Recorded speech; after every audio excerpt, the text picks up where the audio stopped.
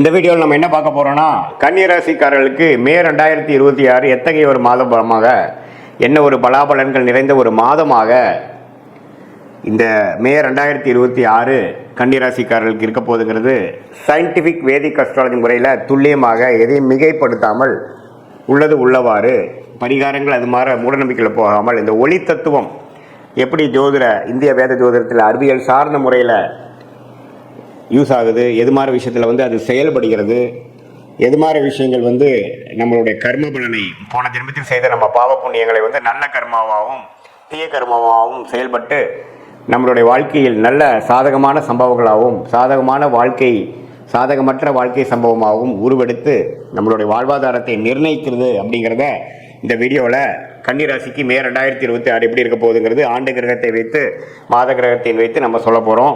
இப்போ பாருங்கள், புதன் கன்னிராசியோட அதிபதியாக இருந்து மாதம் முதல் 2 வாரம் 8ஆம் இடத்துலையே இருக்கிறார். அதுக்கப்புறம் பாருங்கள், மே 15க்கு அப்புறம் அவருக்கு பிடித்தமான சுக்கிரனோட வீட்டுக்கு 9ஆம் இடங்கிற பாகிஸ்தானத்துக்கு போகிறார். ஸோ இதிலிருந்து நல்ல மாற்றங்களை கொடுக்கக்கூடிய அமைப்பாக மே செகண்ட் ஆஃப் வருகிறது. ஏன்னா ராசி அதிபதியே சுக்கிரனோட வீட்டில் பாகிஸ்தானத்துக்கு போகிறது அருமை. அதே சமயத்தில் சூரியனும் பாருங்கள், 8ஆம் இடத்தில் இருக்கக்கூடிய சூரியன் கடந்த ஏப்ரல் மாதத்திலிருந்து பல பிரச்சனைகளும் எதையுமே வேகமாக செயல்படாமல் எல்லாமே மெதுவாக சென்று கொண்டு கிணத்துல போட்ட கல்லு மாற இருந்து சில விஷயங்கள் நடக்காமல் காத்து கொண்டிருந்த கன்னிராசிக்காரர்களுக்கு மே 15ஆம் தேதிக்கு மேலே டக்குன்னு எல்லா விஷயங்களும் வேகமாக நீங்கள் எதிர்பார்க்கக்கூடிய ரிசல்ட்டை பெறக்கூடிய அமைப்பாக 2026 மே 15க்கு அப்புறம் சூரியனோட பயிற்சியும் அருமையாக இருக்கிறது. அதே மாதிரி செவ்வாய், நம்ம ரிஸ்கான செவ்வாய் பாருங்கள், 7ஆம் இடத்துலேருந்து ராசியை பாதிக்கக்கூடிய அமைப்பு இருக்குது. ஏன்னா செவ்வாய்ங்கிற கிரகம் மிகவும் முக்கியமான கிரகம். யாருக்கு? கன்னிராசிக்கு. ஏன்னா செவ்வாய் கொஞ்சம் பிரச்சனைக்குரிய கிரகமாக இருக்கிறார். 8ஆம் வீட்டு அதிபதி அட்டமாதிபதியாக வருகிறார். ஸோ அவர் 7ல் இருந்து அவரும் மே 15க்கு அப்புறம் பார்த்திங்கன்னா 8ஆம் இடத்துக்கு போகிறார். ஸோ 8ஆம் இடத்துக்கு போகும்பொழுது என்ன ஆகுது, சூரியனும் சுக்கிரனும் 8லேருந்து விலகி 9க்கு போகிறாங்க. ஆனால் இவருக்கு 8க்கு வரார்.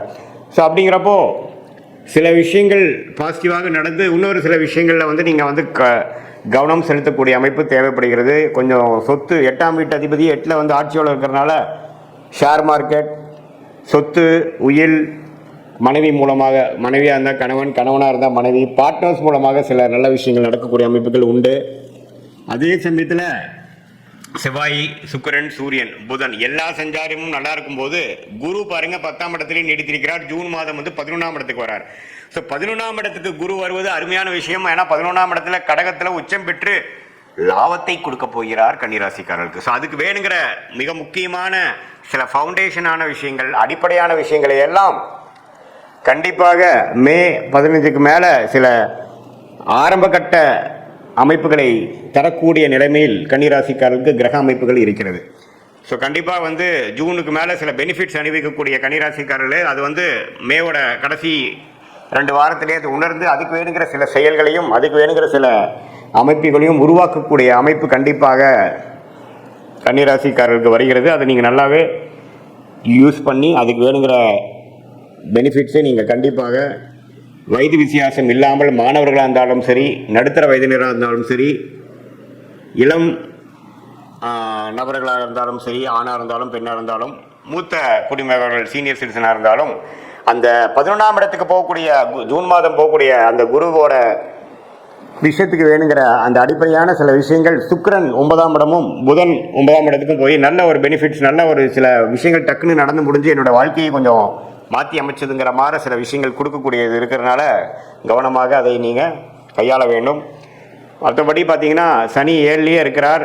இப்போ ஏப்ரல் மாதம் முழுவதும் சனியும் செவ்வாயும் 7ல் சேர்ந்து குடும்பத்தில் நிம்மதி இல்லை, பங்குதாரர்களிடையே நண்பர்களிடையே சில அதிருப்திகள், கணவனாக இருந்தால் மனைவி, மனைவியாக இருந்தால் கணவனுங்கிற சில பிரச்சனைகளை கொடுத்து கொண்டிருந்த கன்னிராசிக்காரர்களுக்கு இப்போது மே மாதத்துக்கு அப்புறம் ஒரு நல்ல மாற்றத்தை கொடுத்து பழைய சஞ்சலங்களும் மனக்கசப்புகளும் நீங்கி ஒரு உற்சாகத்தை நோக்கி போகக்கூடிய அமைப்புகள் கட்டாயம் உண்டு.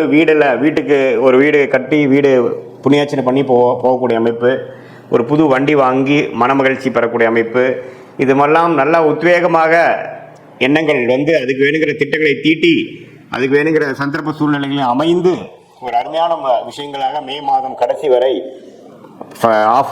மிடில் இருந்து பார்த்தீங்கன்னா செகண்ட் ஆஃப் மே அற்புதமான ஒரு மாதமாக ஏப்ரல் மாதத்தில் நீங்கள் பட்ட பாடெல்லாம் ஓரளவுக்கு மறக்கக்கூடிய அளவுக்கு ஒரு நல்ல விஷயங்கள் நடக்கக்கூடிய அமைப்பு மே மாதம் 2026 கண்டிப்பாக கன்னிராசிக்காரர்களுக்கு இருக்குது. இது பொதுவான பலனே தவிர உங்களுடைய ஜென்ம ஜாதகத்தில் நீங்கள் எந்த தேதியில் பிறந்தீங்க, எந்த நேரத்தில் பிறந்தீங்க, எந்த ஊரில் பிறந்தீங்க வச்சுக்கோ, திருக்கணித பஞ்சாங்கத்தில் உங்களோட ஜாதகத்தை போட்டு நீங்கள் எந்த லக்னத்தில் பிறந்தீங்க, ராசி தான் கன்னி ராசி, லக்னம் என்ன, அந்த லக்னாதிபதி எப்படி இருக்கார், ஸ்தான பலம் இருக்கா, திக்பலம் இருக்கா, திருக்பலம் இருக்கா, நீங்கள் உத்திர நட்சத்திரம் பிறந்தீங்களா, அஸ்தமா, சித்திரை நட்சத்திரமா, இப்போ என்ன தசாபுக்திகள் போய் கொண்டிருக்கிறது, அந்த தசநாதன் புக்திநாதன் இப்போ நம்ம பேசின பொதுவான கோச்சார பலனில் எப்படி இருக்கார், எல்லாம் சேர்த்து வைத்து பார்க்கும் பொழுது துல்லியமான அடுத்து வரக்கூடிய ஷார்ட் டேர்ம் லைஃப் எப்படி இருக்குது, அடுத்து வரக்கூடிய லாங் டேர்ம் லைஃப் எப்படி இருக்குது, எது மாதிரி திசையில் போனோம்னா நம்ம வாழ்க்கையில் ஜெயிக்கலாம், எது மாதிரி வளைவுகள் தென்படுகிறது, எந்த சாய்ஸ் நம்ம எடுக்கலாம், எந்த நேரத்தில் அது நடக்கிற மாதிரி இருக்குது, நம்ம லேட் ஆகிற மாதிரி இருக்கா, இம்மிடியேட் ஆகிற மாதிரி இருக்கா, எப்போ நம்ம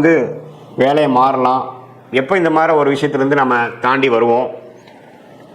அதே மாதிரி கல்யாண விஷயங்கள், குழந்தை பேர் விஷயங்கள், தொழில் விஷயங்கள், தொழில் முன்னேற்றங்கள், வேலை மாற்றங்கள், எது மாதிரி துறையில் போகலாம், புதுசாக ஒரு பிஸ்னஸ் ஆரம்பிக்கிறது, வெளிநாடு எப்போ போகிறோம், படிப்பு, மேற்படிப்பு, கல்யாணம், காதல் திருமணம், அரேஞ்ச் மேரேஜ், இது மாதிரி எல்லா விஷயங்களும் பார்த்திங்கன்னா இந்திய வேத ஜோதிடத்தின் அடிப்படையான அந்த ஒளி தத்துவம் மூலமாக அறிவியல் சார்ந்த முறையில் ஒரு அற்புதமான ஒரு சாஸ்திரமாக இந்திய வேத ஜோதிட அடிப்படையான சயின்டிஃபிக் வேதிக் அஸ்ட்ராலஜி இருக்குது. அது மூலமாக நாம் மிகைப்படுத்தாமல் தேவையற்ற விஷயத்துக்குள்ளே போகாமல் ஒரு கிரகம் ஒரு மாதிரி இருந்தால் நம்மளுடைய போன ஜென்ம பிறவி கர்மா எப்படி செயல்படுகிறது, எது மாதிரி தாக்கத்தை நமக்கு கொடுக்க போகிறது, பாஸ்ட் லைஃப் எப்படி இருந்தது, இப்போ ப்ரெசன்ட் எப்படி போயிட்டுருக்கு, அடுத்து வரக்கூடிய இமீடியட் ஃபியூச்சர் எப்படி இருக்குது, நம்ம எது மாதிரி சாய்ஸ் நமக்கு இருக்குது, எது எடுக்கிறது நல்லது, ஒரே கன்ஃபியூஷனாக இருக்குது, டைமிங் மிஸ் ஆயிருமோன்னு பயமாக இருக்குது, எந்த டைம் நமக்கு நல்லா இருக்குது, இதையெல்லாம் நம்மளுடைய அற்புதமான தெய்வம்சம் பொருளிய ஞானிகளால் அருளப்பட்ட